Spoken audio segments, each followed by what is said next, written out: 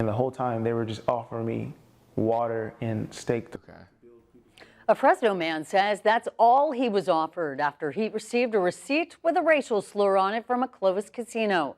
24-year-old Jerry Heyman says he was eating at the 500 Club in Clovis when the server handed him the disturbing receipt with an inappropriate name on it. Action News anchor Corey James joins us live in Clovis tonight with the response from the casino. Corey?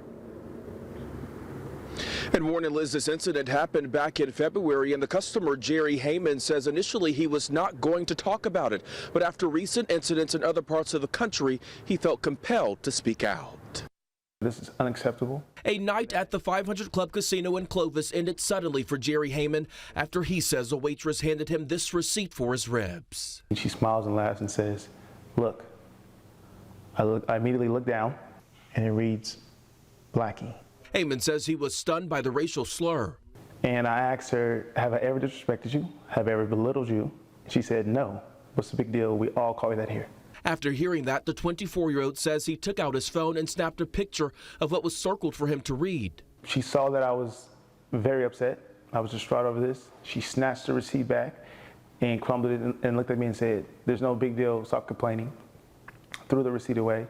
For weeks, Heyman says he debated whether he should go public with his story. And I don't want to get anyone in trouble, but that changed after he saw the two men arrested at a Philadelphia Starbucks speak out. It's not just a black people thing. I have younger brothers. I don't want them to go through this in 5 years or 6 years. So I would like to be the vessel that's been used to help these young men and people that look just like me. We went to the 500 Club Casino to get a comment on the incident and received this statement that reads in part, quote, our organization has zero tolerance for the insensitivities to the diversity of our patrons and or employees. The incident was brought to management's attention whereas immediate action was taken, end quote. While Heyman is not certain how he feels about the response, he does hope a situation like this will not happen again.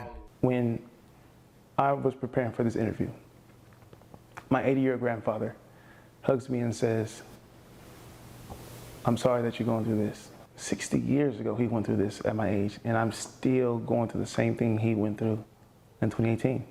It's just sad. And again, the general manager says immediate disciplinary action was taken against the employee, and while they cannot disclose specifically what was done to her, we have learned that she no longer works here.